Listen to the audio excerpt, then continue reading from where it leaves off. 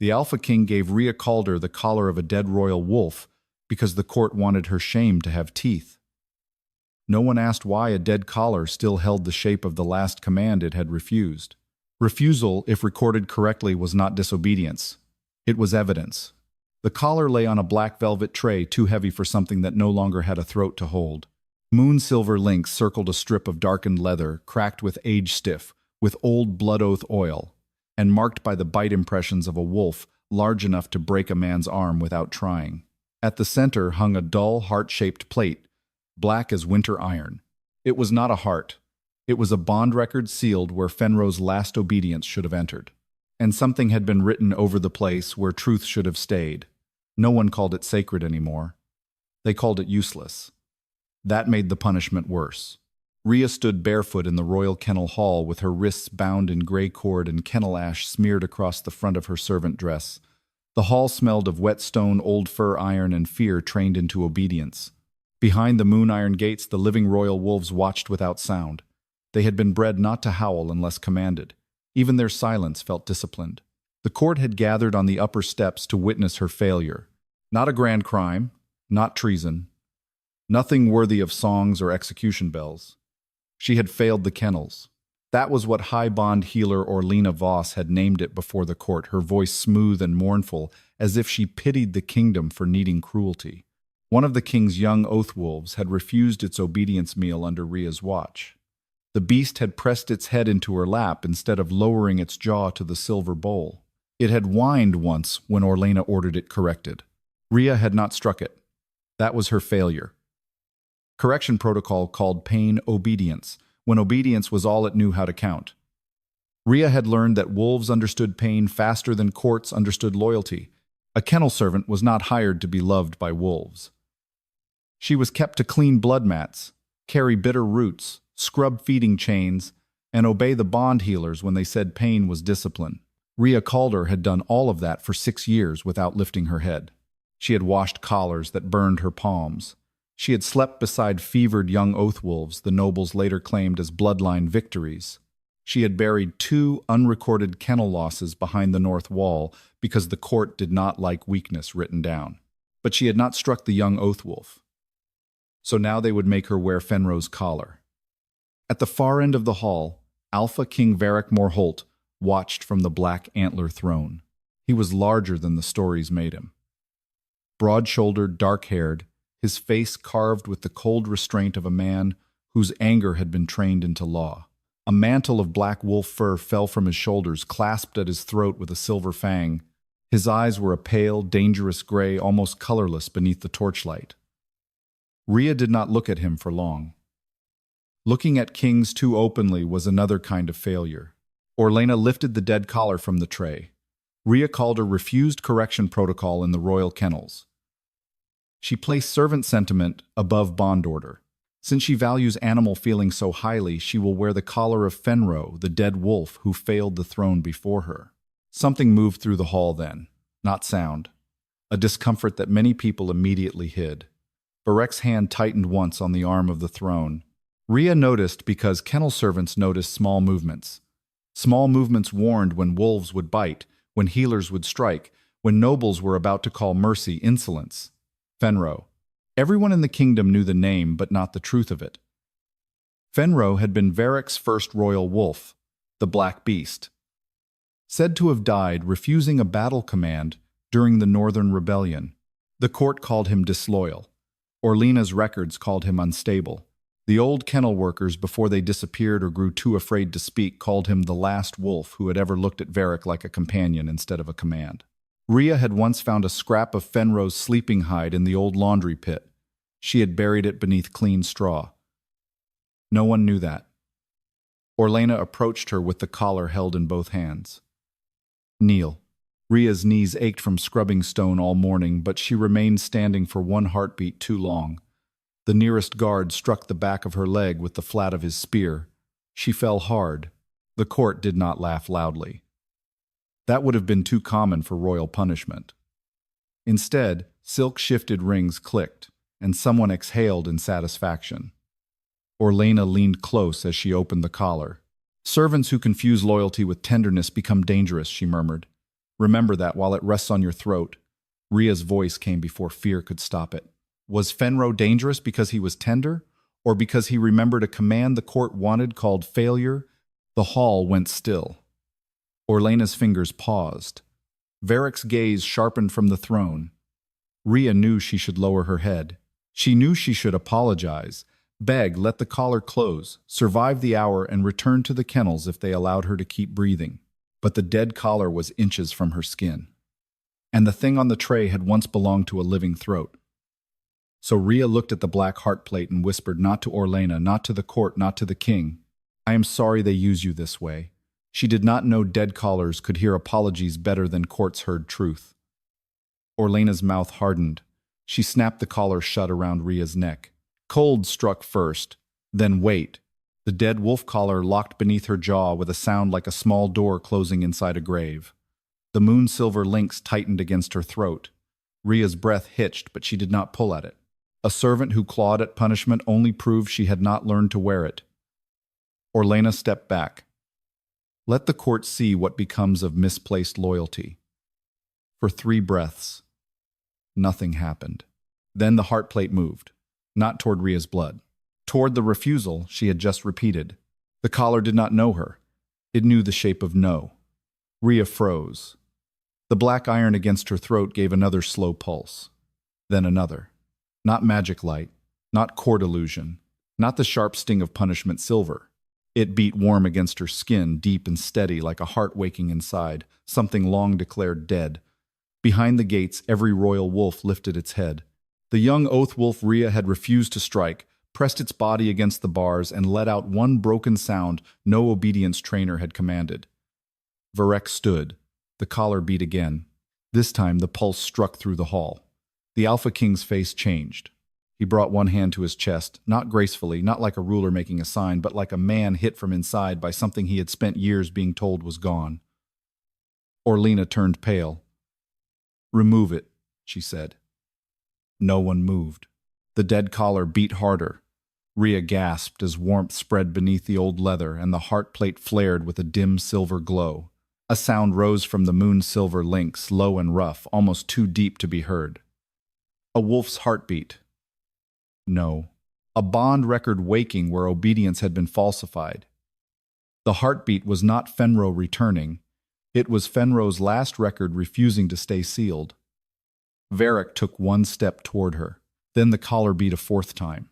The Alpha King dropped to his knees before the entire court, clutching his chest as if something dead inside him had answered from Rhea's throat. Last refusal retained. Correction record contested. Royal bond opened.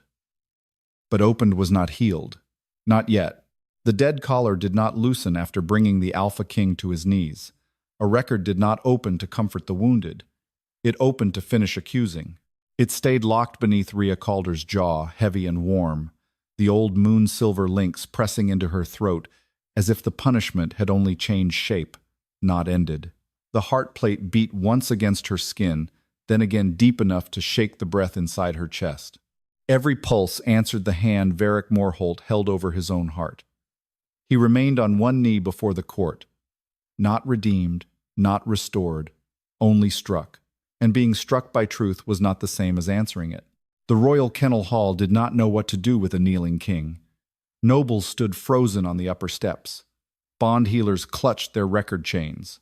Behind the moon-iron gates, the living royal wolves watched with their heads lifted, ears forward, bodies still in the dangerous way.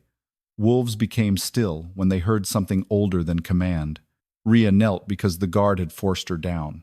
Varek knelt because the collar had dragged something buried through his chest. Those were not the same. High Bond-Healer Orlena Voss moved first. Her face had gone pale when the collar beat, but color returned now in the form of control. She lifted one hand palm outward toward the court. "Servant sentiment contamination," she said. Contamination was the word healers used when mercy survived their training. The words were smooth, prepared, useful. They made several nobles breathe again. Rhea could feel the collar's heartbeat slow against her throat, not fading listening. It did not know court language. It knew refusal. And refusal once recorded was harder to bury than obedience. It knew pressure. It knew where obedience had been written over something that still had a pulse. Orlena turned to the guards. Remove the collar before the contamination spreads. 2 guards stepped forward. The collar tightened. Not enough to choke Rhea. Enough to warn. Varek's head lifted sharply. His face was still hard with pain, but his eyes were fixed on the collar now, not on Orlena. Stop. The guards stopped. Orlena's mouth tightened. Majesty, the dead collar is reacting to servant sentiment. It has no lawful standing. Rhea swallowed against the weight at her throat. Her voice came rough. Then why are you afraid to hear it? The hall went still again. Orlena looked at her the way healers looked at kennel wounds before deciding which ones should be recorded and which should be hidden beneath straw. A dead collar has no standing when warmed by servant sentiment. Rhea's fingers curled against the cold stone floor. The collar beat once. She understood that beat not as language, not as power, but as the same thing she had felt when the young oath wolf pressed its head into her lap instead of lowering its jaw to the obedience meal. A refusal that was not rebellion. A refusal that said something had entered the command before the command reached the body. Rhea lifted her face toward the black heart plate. Read what Fenrow refused. Orlena stepped toward her. Silence. The collar answered before Rhea could obey. Royal command entered. Bond pain applied. Wolf refusal recorded. Correction protocol sealed. The collar had named the poison. It had not yet named the hand. The words did not appear as letters. They struck through the hall as pulses, each one driven from the heart plate, into the floor, into the gates, into Varek's chest. The living wolves behind the bars lowered their heads as if each beat passed over their own collars. Varek's hand clenched over his heart. Bond pain, he said. His voice had changed. No longer the voice of a king listening to a strange relic, the voice of a man hearing the old shape of a wound he had allowed to be renamed. Orlena turned toward him quickly. Correction protocol preserves royal bond order. A battle command must reach the wolf cleanly. If instinct resists correction, pain aligns the bond before refusal becomes dangerous. Rhea's throat burned beneath the collar. Pain entered before obedience failed. That was the truth Orlena had trained the kennels never to say aloud. The heart plate beat harder. Varek closed his eyes. For one moment the hall saw something that had never been written into court records. Grief before it had been disciplined into anger. I let them call his loyalty failure, he said, because it hurt less than asking why he refused me. Rhea did not comfort him. She did not lower her head. She did not say he could not have known. She did not soften the truth, because a king had finally found pain inside it. Fenrow had died. Under a name Varek had allowed. Rhea was still wearing that death as punishment because Varek had let Orlena put the collar on her throat. The collar agreed. It did not loosen. Agreement was not release. It tightened by a breath. Rhea gasped, one hand lifting toward the old leather before she forced it back down. If she clawed at it, Orlena would call that proof. Panic, contamination, servant sentiment. Behind the gates, the young oath wolf that Rhea had refused to strike began to whine. Not loudly, not freely. It pressed its chest against the bars, and the small silver training collar around its neck flickered red at the edge. The same pulse moved through it. The same correction pattern, newer and cleaner, waiting to be sealed before anyone called it cruelty. Fenrow's past had a living echo behind the bars. Rhea heard the whine and understood. Fenrow's record was not old. It was still being used. Orlena saw her looking toward the gates. Do not turn this court toward kennel disorder. Disorder, Rhea whispered. It sounds like pain learning to answer. Orlena lifted her record chain, a thin silver loop marked with Bond-Healer seals. The reading ends now. The collar constricted. This time it stole Rhea's breath for half a heartbeat. Varek rose from his knees too quickly, then staggered once as the collar's pulse struck him again. He caught himself on nothing. Kings did not like to be seen needing support. Do not remove it by force, he said. Orlena stared at him. Majesty, if the collar is a record, force will break what it is trying to read. Rhea's breath scraped back into her lungs. She looked at him then, truly looked, and saw. Not mercy, not yet. Restraint, late, necessary, not enough. The heart plate beat one more time. The final pulse moved through the hall like a buried verdict rising under stone. Fenrow had not refused Varek's command because he was disloyal. He had refused because the command had already been poisoned by bond pain before it reached him. The young Oathwolf's training collar flickered red after Fenrow's record spoke.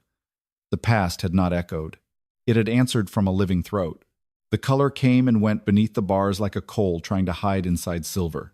Rhea saw it from the floor because she was still on her knees, still wearing the dead collar, still feeling Fenrow's old bond record beat against her throat, as if every pulse demanded one more answer before it would let her breathe freely again. The court looked toward the young wolf only after Rhea did. That was how the kennels worked. Pain happened first. Authority noticed only when pain became visible enough to threaten order.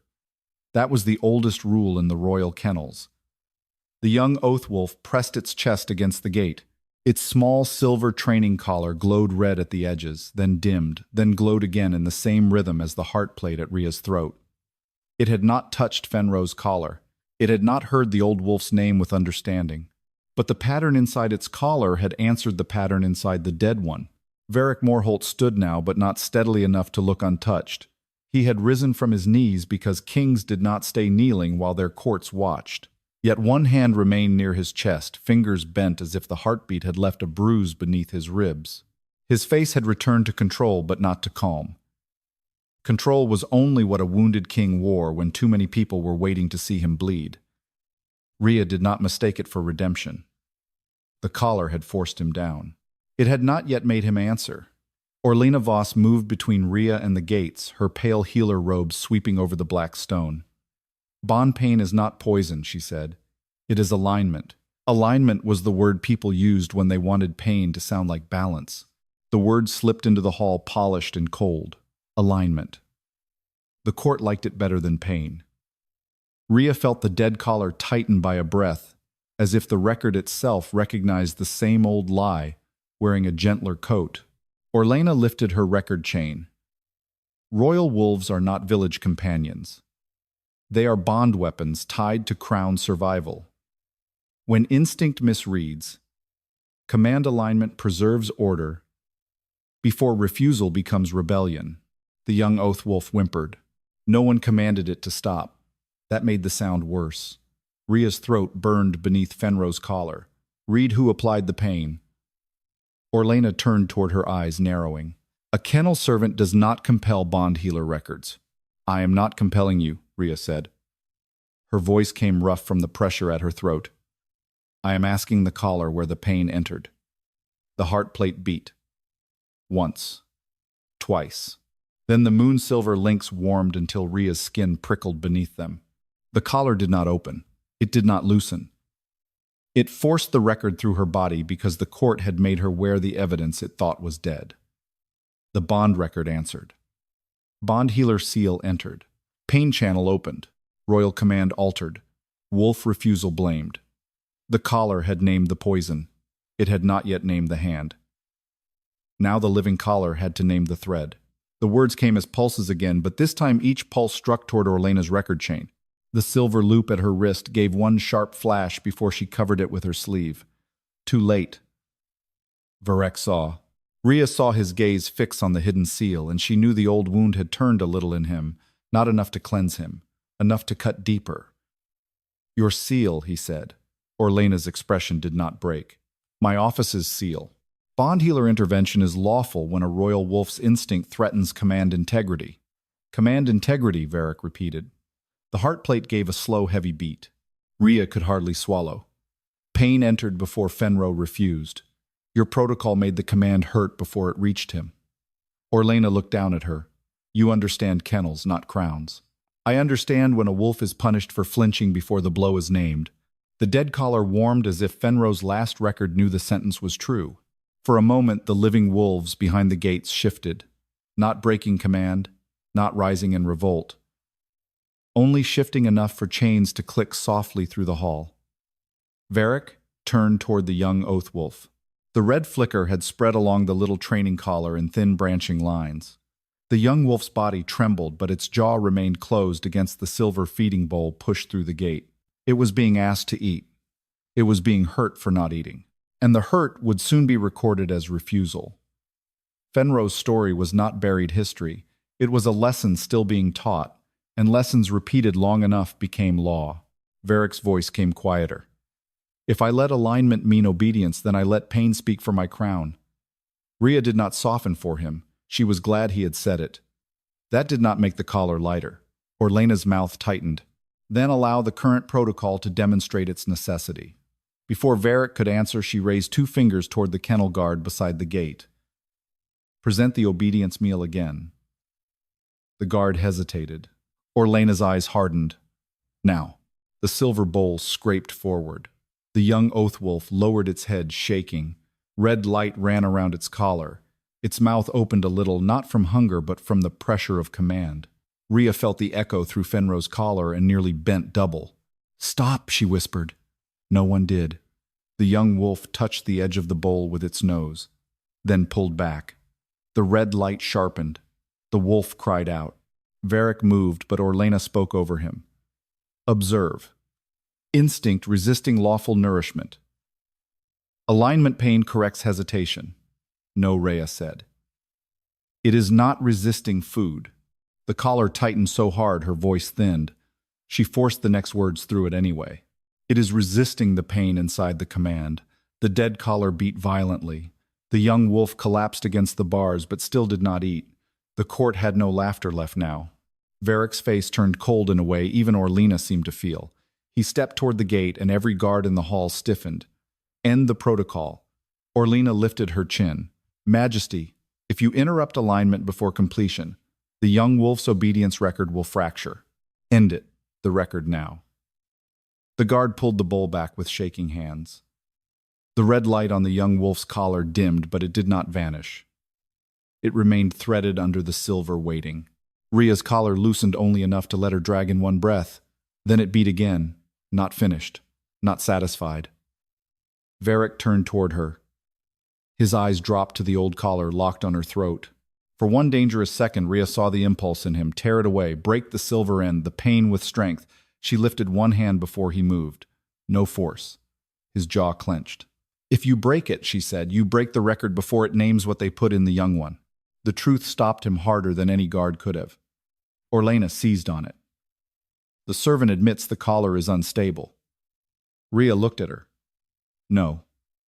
I admit you need it broken before it finishes reading. Rhea's voice was thin, but the collar did not need volume. It needed accuracy.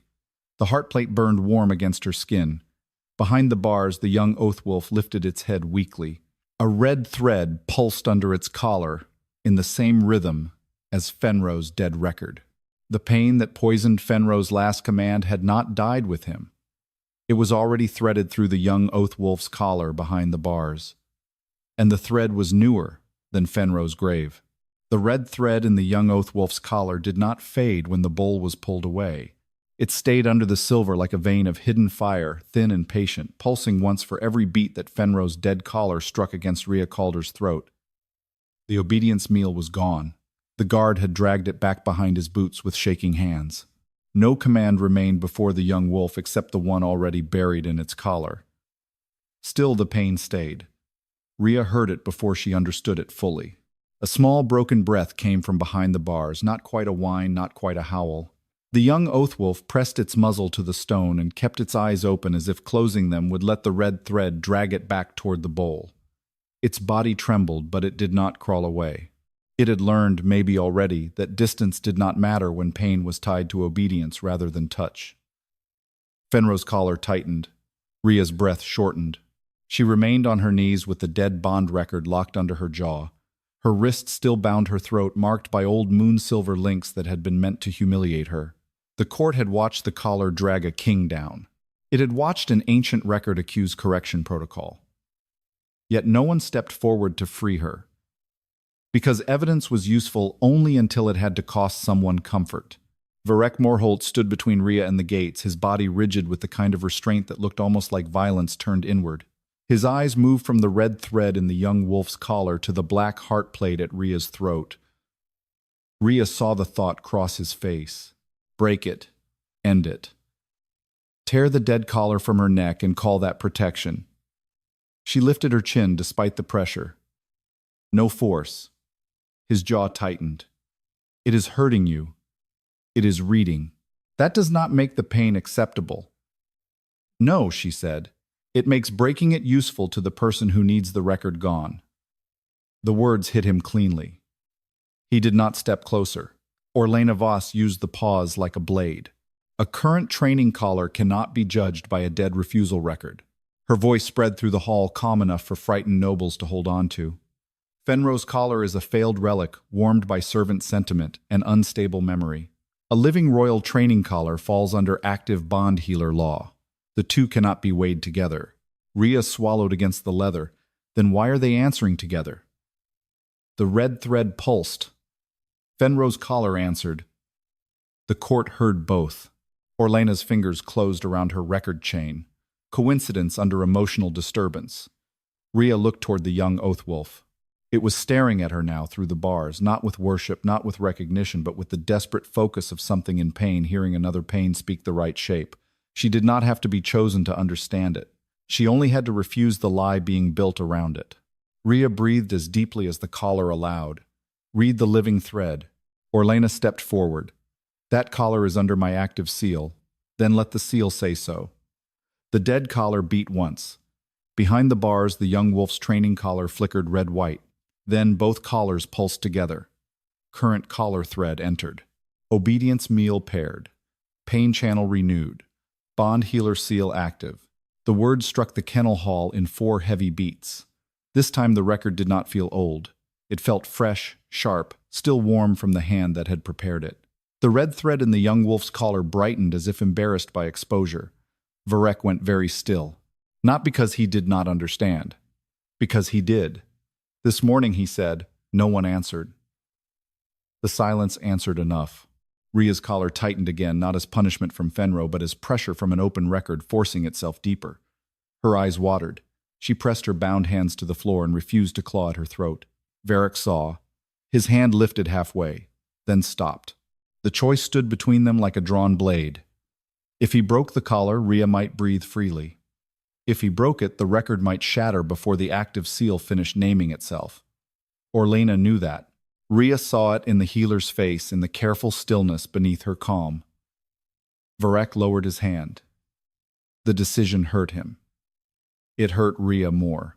If this threat is current, he said, his voice carrying to every stone in the hall, then my kennels are still teaching pain to speak in my name. Orlena's eyes flashed. Your kennels teach survival. Bond pain prevents royal wolves from choosing instinct over crown need. Active seal is lawful under my office. Lawful, Rhea whispered. The young Oathwolf shook behind the bars. Rhea turned her face toward it. The silver bowl had left a wet mark on the stone where broth had spilled. The wolf was not looking at the food. It was looking at the place where pain had begun when food came close. It was not refusing food, Rhea said. It was refusing the pain tied to the food. Fenrow's collar beat hard enough to blur her hearing. The young collar answered. Orlena's composure thinned for the first time. Servant interpretation does not overturn Bond-Healer law. No, Rhea said, barely able to force the words through the collar. Records do. The red thread in the young Oathwolf's collar sharpened into a line that ran beneath the silver clasp, down into the hidden hinge, and flared once under the seal mark. Orlena had tried to keep turned away from the court. Varek saw the mark. So did the nobles. So did the kennel guards who had fed pain to wolves and called it duty. The dead collar at Rhea's throat did not loosen. The living collar behind the bars did not break. The young wolf was not free. Rhea was not saved. The court had not accepted her. The record had only reached the next door and forced it open. The young Oathwolf's collar had not inherited Fenrow's old curse. It had been freshly threaded that morning under Orlena's active seal. Morning meant someone had prepared the pain before Rhea Calder ever touched the silver bowl. That truth moved through the royal kennel hall slower than fear, but deeper. It entered the watching nobles one face at a time. It reached the Bond-Healers first because they knew what a fresh seal looked like. It reached the kennel guards next because they remembered who had carried the young Oathwolf from the East Pen before dawn. It reached Varek Morholt last, not because he was slow, but because a king had farther to fall when truth walked backward through his own house. Rhea remained on her knees. Fenrow's collar remained locked around her throat. The record had opened the living thread, but it had not released her from the dead one. The moon-silver links pressed into her skin with a heat that did not burn outward. It burned inward, searching for the next place. Obedience had been written over truth. The young oath wolf behind the bars panted softly. The red thread under its training collar pulsed less violently now, but it was still there waiting inside the silver like a blade left under cloth. Varek turned toward Orlena. "Why was your seal renewed this morning?" Orlena did not look frightened anymore. That was what made her dangerous. Fear could crack. Doctrine held its shape. "A renewal seal is standard before oath feeding," she said, "especially after kennel interference." Rhea lifted her head. "Interference." Orlena looked down at her. "You." The word was clean and sharp. Several nobles seized it with their eyes. Rhea felt the old shape of blame settling toward her again. The court wanted a servant-sized answer. A servant could be punished. A servant could be removed. A servant could carry the shame without forcing anyone to ask why pain had been prepared before failure. Varek did not move closer to her. He seemed to understand now that closeness was not the same as help. "Read why the seal was renewed," Rhea said. Orlena's gaze narrowed. "You will not use a corrupted dead collar to interrogate active kennel procedure." Rhea swallowed. The collar made the motion hurt. "Then let active kennel procedure defend itself." Fenrow's heart plate beat once. The young collar answered from behind the bars. The two sounds did not become one. That mattered. The dead record and the living thread were not the same wound. They were proof that the same hand knew how to repeat one. The collars read. Morning renewal entered. Obedience meal paired. Servant response observed. Failure record prepared. Rhea's breath stopped for a moment, not because the collar tightened, because the words had named her before the punishment had happened. Servant response observed. Failure record prepared. The court shifted. Varek's face hardened. Prepared Orlena spoke before the word could grow teeth. A kennel servant with repeated sentiment. Deviations must be observed. Rhea Calder's softness toward bondwolves was already recorded. Her response was predictable. Predictable, Rhea repeated. The dead collar warmed. She understood then. The young oath wolf had not only been hurt, it had been placed in front of her while hurting. The bowl had not only been food, it had been bait tied to pain. Orlena had not waited for Rhea to fail the kennels. She had built a moment where mercy would look like failure. Rhea looked toward the young wolf. Its pale eyes were fixed on her through the bars. You made it afraid of the meal, she said. Orlena's mouth did not change. I aligned it against dangerous hesitation. You tied pain to food. I tied correction to disobedience. It had not disobeyed yet. The collar beat hard against Rhea's throat. The words came from it before Orlena could answer. Pain channel opened before refusal. Meal contact designated test. Servant mercy anticipated. Punishment collar selected. The last pulse struck the black velvet tray where Fenrow's collar had rested. Varek looked at the tray, then at Rhea, then at Orlena. For the first time, the court saw the chain clearly enough to fear its shape. The young wolf had been threaded. The meal had been paired. Rhea's mercy had been anticipated. Fenrow's dead collar had been selected before the hall ever gathered. Varek's voice was low. You chose Fenrow's collar before she failed. Orlena lifted her chin. Fenrow's collar is the traditional corrective relic for those who confuse wolf attachment with lawful loyalty. No, Rhea said.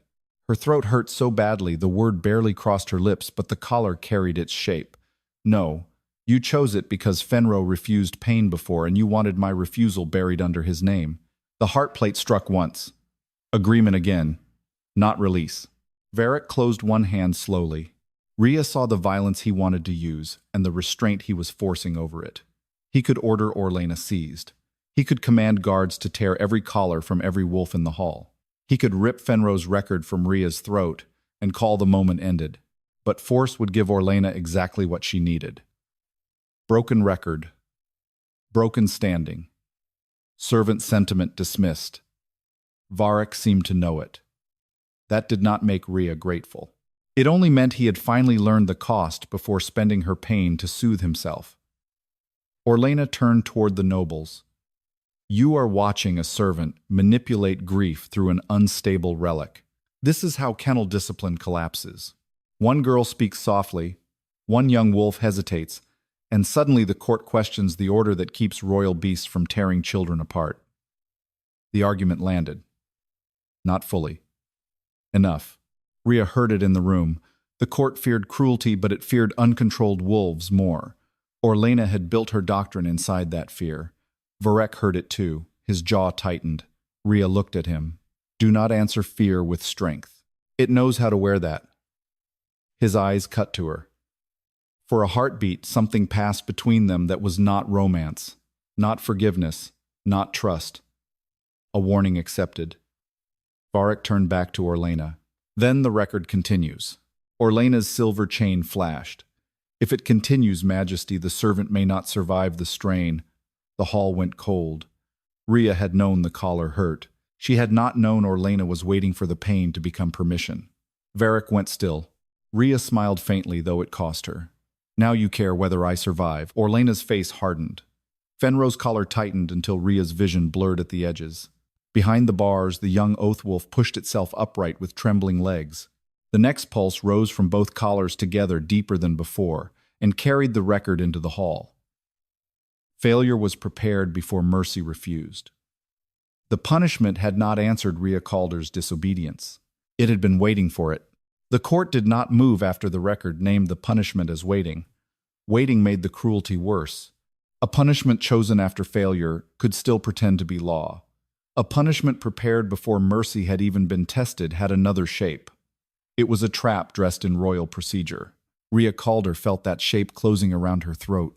Fenrow's collar did not tighten all at once. It pressed in slowly, link by link, like a question forced through flesh. Her breath came thin. The black heart plate beat with the patience of something that had been buried for years and had learned not to waste its strength. Behind the bars, the young oath wolf trembled on its feet. The red thread in its training collar still pulsed. Varek Morholt looked from the young wolf to Rhea, then to Orlena Voss. He did not reach for his sword. He did not order the guards forward. Rhea saw the effort of that restraint in the hard line of his shoulders. A king who had ruled by command was learning that command could destroy the very record he needed to hear. Read who prepared the punishment, Varek said. Orlena's head turned toward him slowly. Majesty, predictive discipline is not unlawful. Rhea nearly laughed, but the collar would not give her enough air for it. Predictive discipline. The court had a polished phrase for every cruelty it wished to keep. Orlena faced the nobles instead of Rhea. The royal kennels cannot wait for emotional contamination to spread. Certain servants develop attachment patterns. Certain wolves exploit softness. When both are present, intervention must be prepared before disorder completes itself. The young oath wolf made a faint sound behind the bars. Not exploitation. Pain. Rhea's bound hands curled against the floor. You prepared failure. Orlena looked down at her. I prepared correction. Fenrow's collar beat once. The young collar answered. Rhea lowered her voice, not because she was afraid, but because the record seemed to listen better when truth was not dressed for court. Read who selected Fenrow's collar. The heart plate warmed. Orlena stepped forward sharply. That relic selection is kennel inventory. It has no bearing on bond law. Varek's gaze cut to her. Then it should not frighten you. For the first time, Orlena's control cracked at the edge of her mouth. Only slightly. Enough. The collars pulsed together again. Punishment collar selected. Dead royal bond required. Servant refusal anticipated. Heart contact risk. Recorded. The last phrase struck the hall. Strangely. Not loudly. Strangely. Heart contact risk. Rhea felt the words land inside her before she understood them. The collar did not loosen. It did not comfort her with identity. It only named another place where someone had written over truth. Varek repeated the phrase. Heart contact. Orlena recovered quickly. An old kennel classification. Meaningless outside healer review. Then explain it. It describes servants who overbond with beasts. Nothing more. Rhea's throat burned. Then why did you need a dead royal bond? Orlena did not answer fast enough. The silence moved through the court. Fenrow's collar beat again harder, and Rhea's whole body flinched with it. The record forced the next layer through her breath. Calder line observed. Unregistered bond sensitivity. Dead collar exposure recommended. If awakened, dismiss as servant sentiment. Rhea went very still. Calder. Her name had been inside the record before she ever entered the hall. Not as a noble line, not as a royal secret, not as a mate mark or moon claim. As a warning kept by people who used servants until their usefulness became dangerous. Varek's face darkened. You had a record on her bloodline. Orlena's eyes sharpened. On her service line, kennel service families are monitored for dangerous attachment traits. The Calder women have always been soft with wolves. Zoft. Rhea remembered her mother's hands cracked from winter lie, wrapping a wounded kennel hound's paw with torn apron cloth. She remembered her grandmother humming beside a dying wolf, no noble wanted named. She remembered being told never to cry near collars, because some collars remembered tears better than masters remembered mercy. Soft was what courts called loyalty when it belonged to the powerless. Fenrow's collar knew that too. It beat once, and the black heart plate flared silver beneath her jaw. Heart collar contact confirmed. Dead loyalty responding. Correction dismissal failed. Orlena snapped. Enough. The word carried power. The collar constricted. Rhea choked. Varek moved half a step. Rhea forced her bound hands up, palm outward, not toward him. Against him. No force. Her eyes watered. Her breath scraped.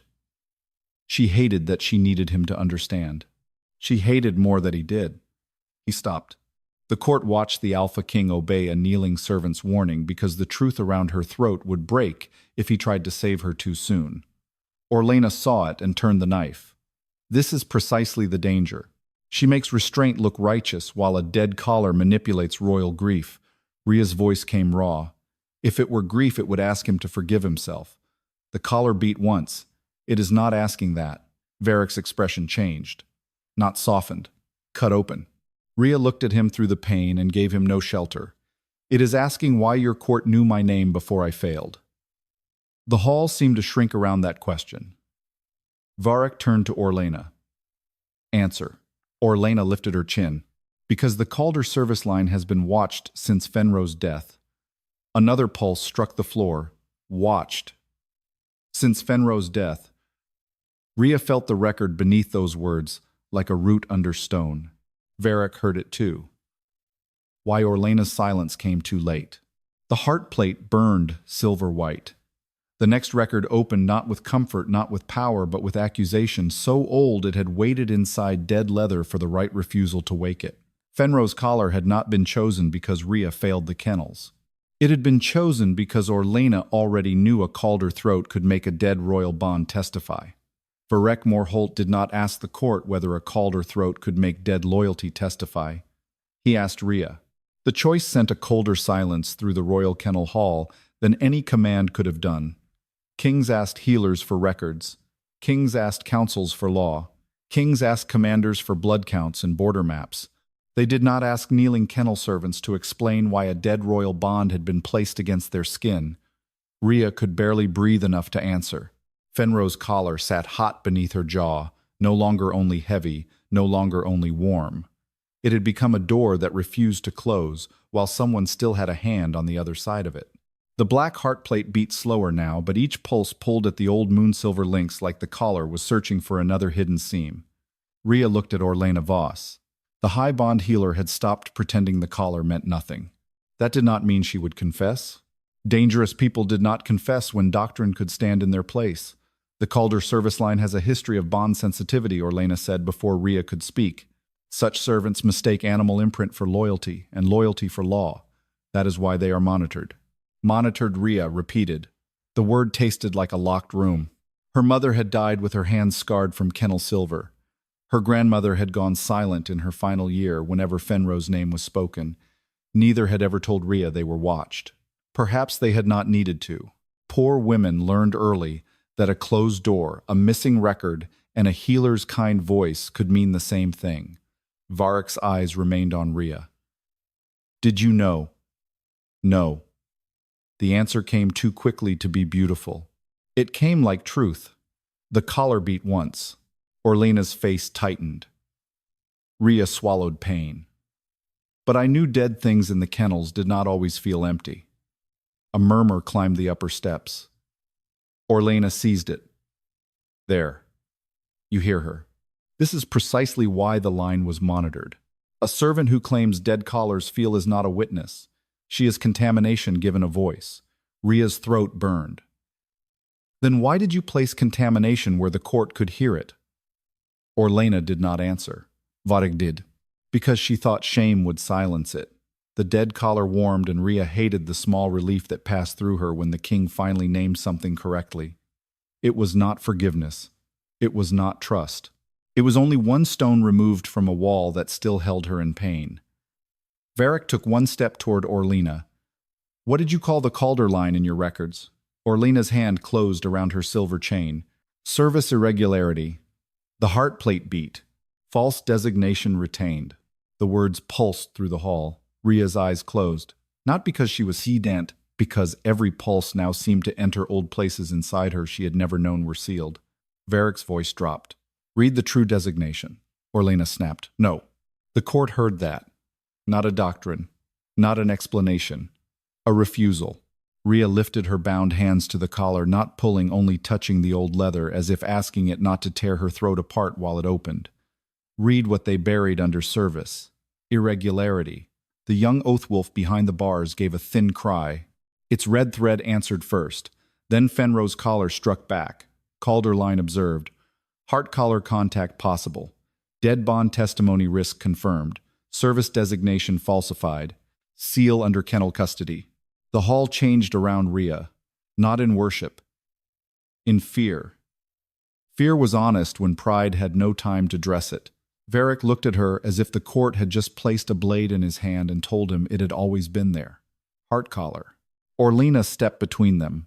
An obsolete superstition. The collar beat once. Recognition retained. Orlena's lips pressed together.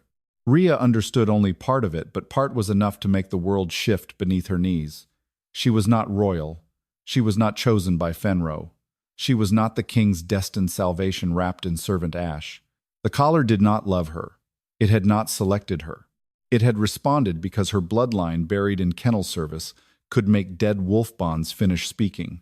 A witness line, not a throne line. That almost made it worse. Witnesses did not rule. They were silenced when their testimony became inconvenient. Varek understood that too late. Your office knew her line could open Fenrow's record. Orlena's voice hardened. My office knew certain servants could disturb grief bonds and endanger crown stability. No, Rhea said. The collar tightened. She forced the word through anyway. No. You knew we could make dead loyalty contradict living law. The heart plate flared. For one instant, every royal wolf behind the gates lowered its head. Not to Rhea. To the word loyalty. Orlena's calm broke just enough for anger to show. Loyalty without obedience destroys kingdoms. Rhea looked up at her. Obedience without loyalty already did. The silence after that had teeth. Varek did not move. Rhea did not expect him to defend her words. If he did it too quickly, the court would call them his grief. If he stayed silent too long, Orlena would claim them as servant poison. The collar chose before he did. It beat 3 times. Then opened the next line of record. Fenrow loyalty retained. Royal protection attempted. Pain channel interfered. Refusal redirected. Varek's face went white. Rhea felt the words strike him harder than any kneeling had. Royal protection attempted. Not rebellion, not weakness, not failure. Fenrow had tried to protect something, or someone. Orlena raised her chain. Seal the relic. 3 bond healers moved at once. Varek turned. Do not touch her. His command cracked through the hall and every guard stopped. But the bond healers did not step back. They looked to Orlena first. That was when the court saw another truth. Varek's crown commanded the soldiers. Orlena's seals commanded the kennels. And the wolves had been living under her law longer than they had been living under his heart. Rhea's collar tightened until she choked. The record was opening too deep, too fast. The young oath wolf collapsed behind the bars, its red thread flaring in answer to Orlena's raised chain. Varek looked between Rhea and the wolf, trapped by the same choice: again break the collar and lose the testimony, or let the testimony continue through her pain. Rhea forced one more breath into her lungs. Read what Fenrow protected. The heart plate went still. For the first time since it woke, the dead collar stopped beating. Then the black iron turned silver-white against her throat, and the next record rose like something dragged from beneath a grave.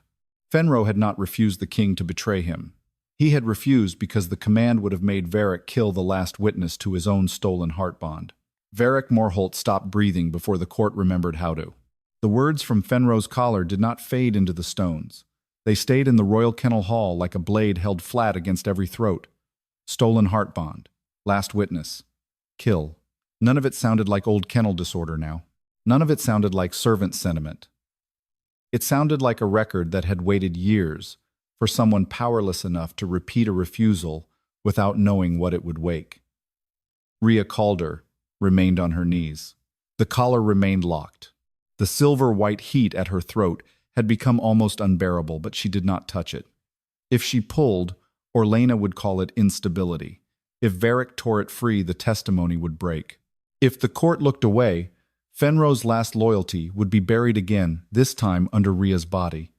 Varek's face had gone hollow, not empty, hollowed, as if the record had opened a room inside him and found something still chained there. Orlena Voss recovered first. Heart bond language is ceremonial. It is not legal evidence. Rhea's lips parted around pain. You were willing to kill for ceremony, the hall tightened. Orlena looked down at her with cold precision.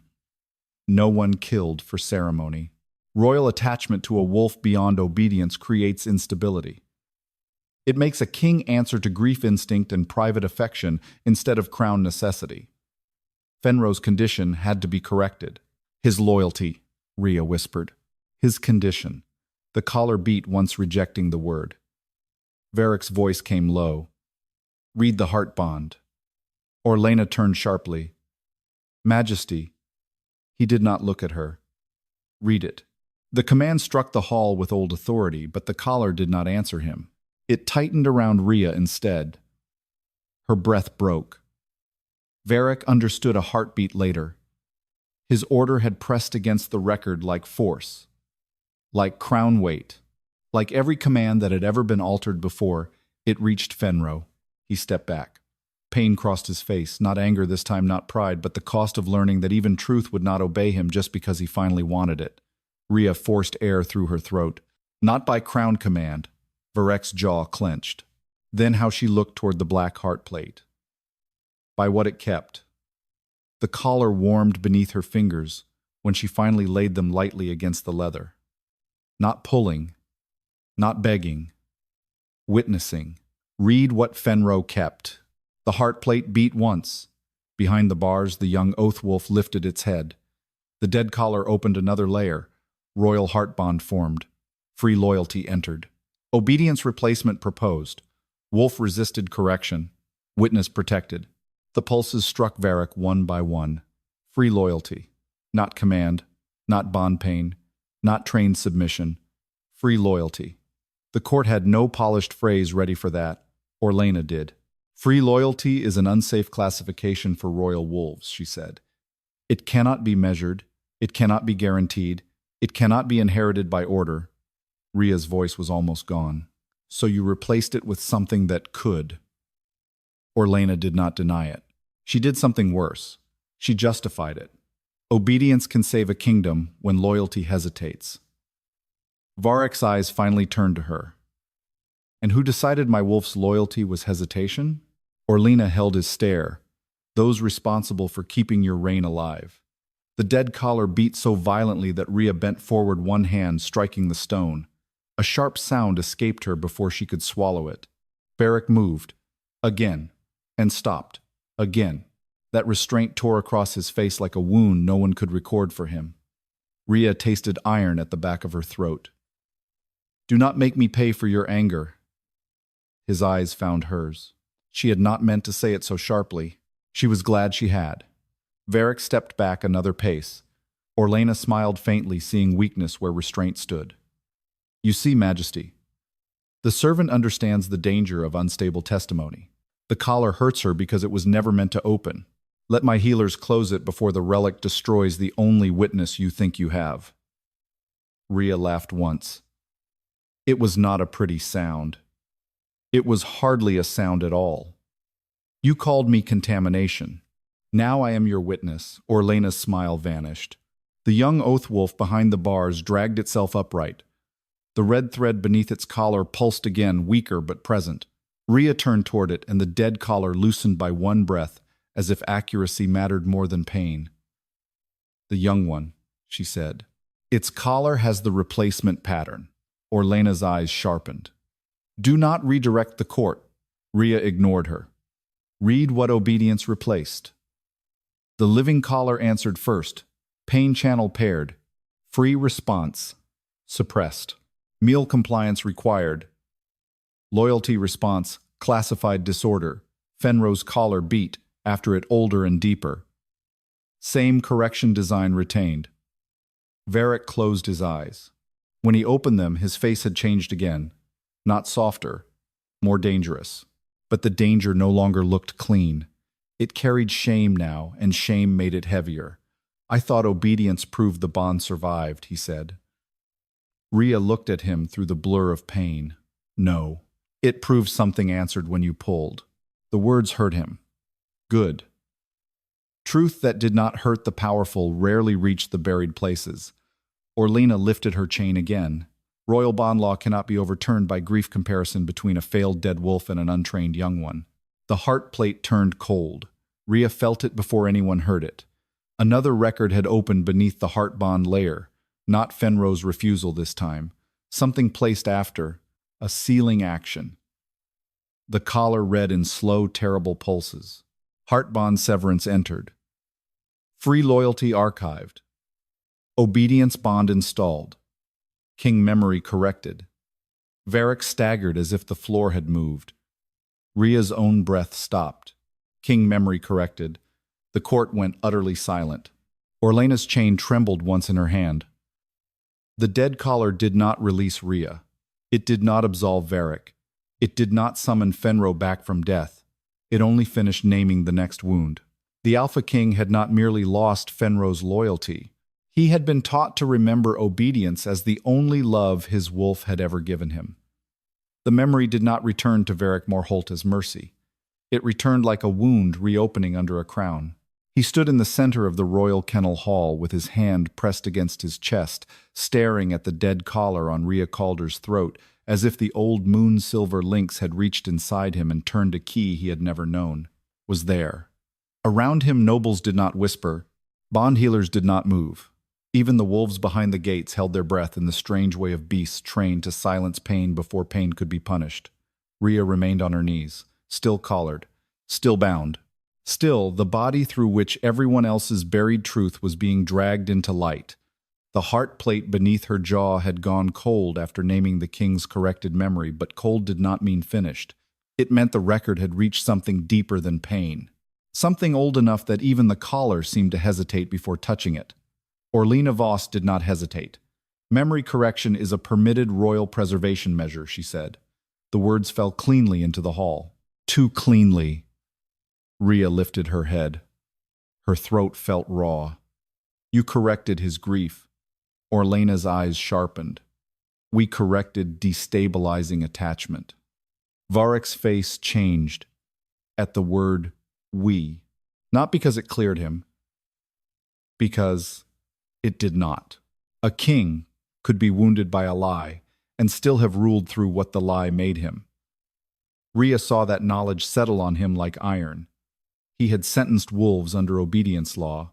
He had let Fenrow's name become failure. He had let Rhea wear that failure as punishment.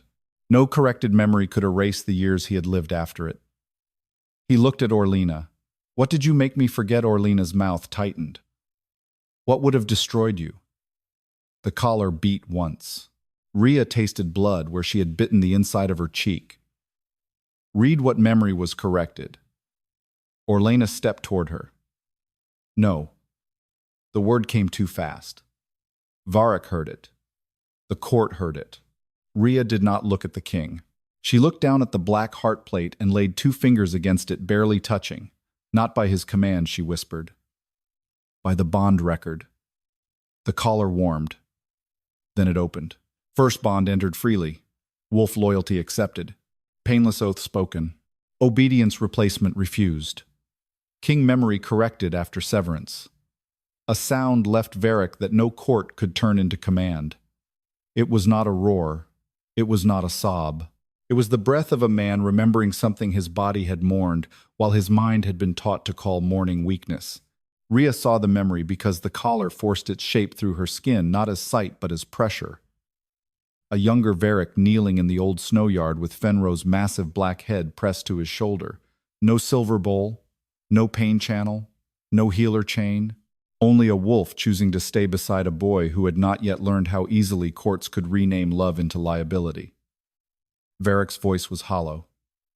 I told him no pain between us. The collar beat. Oath retained.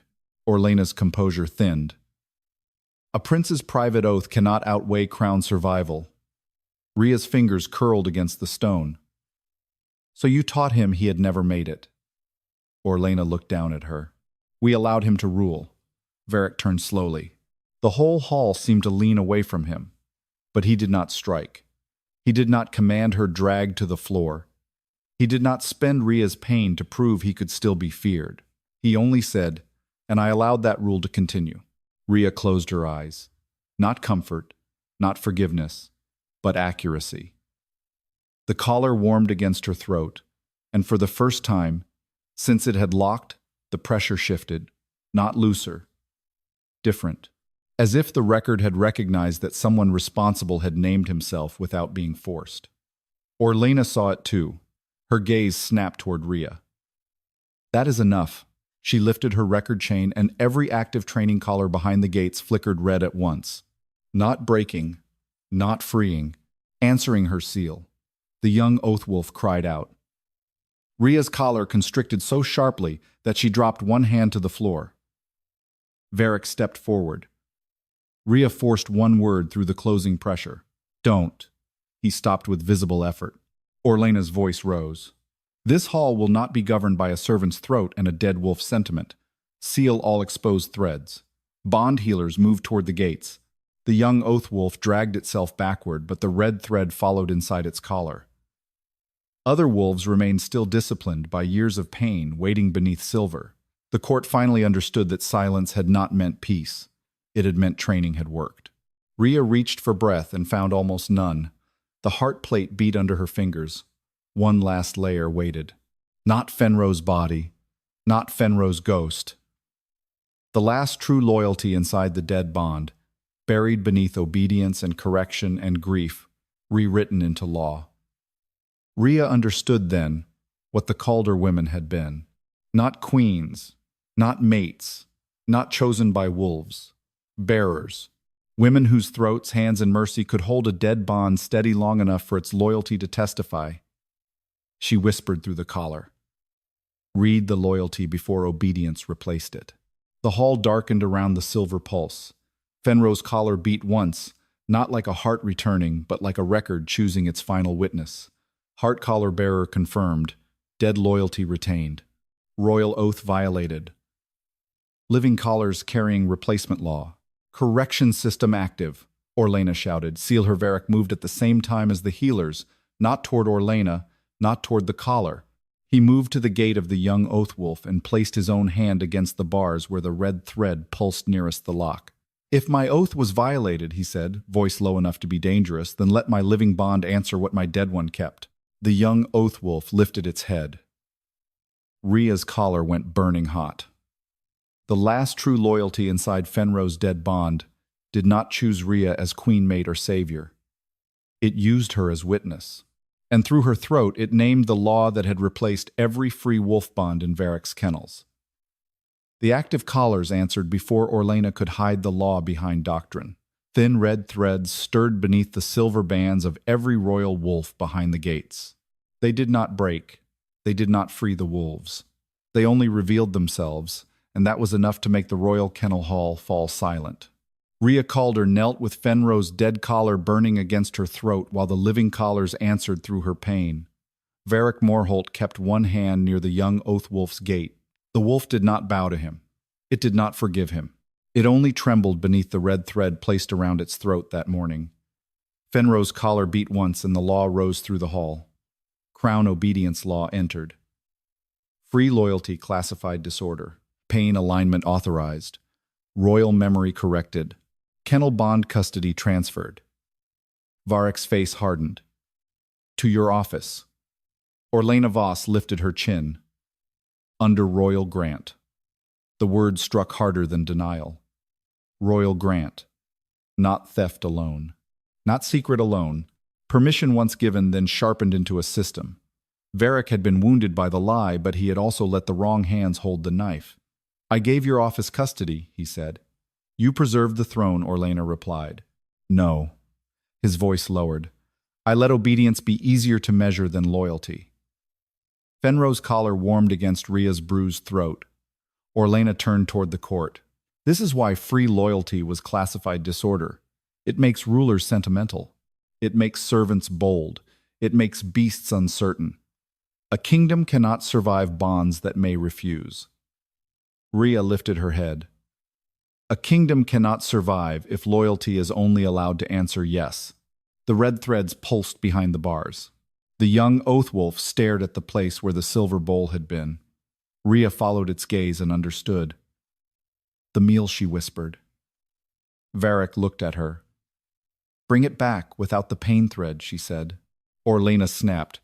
Absolutely not. Varek turned. Why an oath wolf must complete feeding under protocol? No, Rhea said. It must be given food without punishment hiding inside it. The request was small. That made it dangerous. Varek ordered the bowl brought back. The guard hesitated and looked at Orlena first. The court saw it. So did Varek. You will look at me when I command in my own kennels, he said. The guard pushed the silver bowl beneath the gate. The young wolf recoiled. Its red thread brightened. Rhea cried out as Fenrow's collar answered the living fear. Varek looked to Orlena. Suspend the pain channel. Only my office can suspend alignment, her face seemed to say before her mouth did. No, Orlena said. There it was, not doctrine. Refusal. Varek did not ask again. Then the refusal is recorded. Fenrow's collar beat. The young collar answered. Active seal holder refused suspension. Pain channel retained. Meal fear confirmed. Servant reading accurate. Orlena's face went white. This is unlawful. Rhea's voice shook. So was teaching hunger to hurt. The young wolf lowered its head, but it did not move toward the bowl. It looked at Varek, then at Rhea, then at the red thread beneath its collar. Varek removed the silver fang clasp from his throat. The court stiffened. It was not a weapon. It was the mark of royal bond command. He closed his hand around its sharp edge until blood slid between his fingers. Rhea's eyes sharpened. Do not use blood to command it. I know. He knelt beside the gate and pressed the bloodied clasp to the stone outside the bars. I revoke the custody grant over pain alignment, he said. Not because Fenrow returned. Not because the servant softened me. Because the record has proven that my crown let pain answer where loyalty should have been heard. Orlena stepped forward. You cannot revoke bond custody in open court. Varek looked at her. Watch me. The red thread in the young oath wolf's collar flickered. It did not shatter. It thinned. The wolf trembled, lowered its nose toward the bowl, flinched once, then waited. No pain came. The wolf ate. One mouthful. Then another. No spirit rose. No chain burst. No ancient wolf appeared. A young wolf simply ate because food had stopped hurting. Rhea bowed over the floor as Fenrow's collar gave one final heavy beat. The pain at her throat receded slowly like a door unbarring after years of rust. The bond record spoke one last time. Refusal verified. Pain record exposed. Heart collar bearer confirmed. Royal bond custody contested. Free loyalty retained. The collar opened. It did not fall away like a crown. It unlocked with a small exhausted sound and dropped into Rhea's bound hands, heavy and silent. Rhea stayed on her knees. Her throat was bruised. Her wrists were still tied. Truth had not made her body less breakable. Varek drew a knife. The guards tensed. He crouched before her and offered the blade handle first. "May I cut the cord?" Not a command. A question. Rhea looked at him for a long moment, then lifted her wrists. He cut the cord carefully. She did not thank him. He accepted that. Orlena stood rigid, her record chain still in her hand. "You have weakened the throne for a kennel servant." Varek rose. "No, I weakened it when I let your office teach my wolves obedience without loyalty and called that strength." He turned to the guards. "Remove High Bond-Healer Orlena Voss from custody of all living callers. Preserve every seal record and mourning renewal order. Nothing is to be burned. Nothing corrected." Orlena smiled coldly. "The nobles will not trust wolves who may refuse." Rhea stood unsteady but alone. They should fear commands that need pain to be obeyed. Varek looked at her as if he wanted absolution. She did not give it. "You do not get Fenrow back through me," she said. "I know. You do not get to make my pain proof that you are changed." "I know." "Then start with the kennels." Varek bowed his head.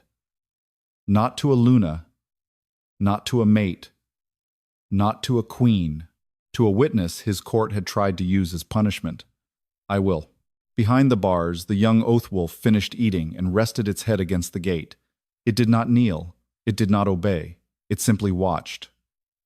Rhea looked down at Fenrow's collar in her hands. The heart plate was black again, quiet as winter iron. When Varek opened the kennel gates, the wolves did not rush out. They waited. For the first time in years, waiting was not fear. It was choice. And Rhea Calder walked out of the royal kennel hall carrying the dead collar that had proved loyalty could refuse and still be true.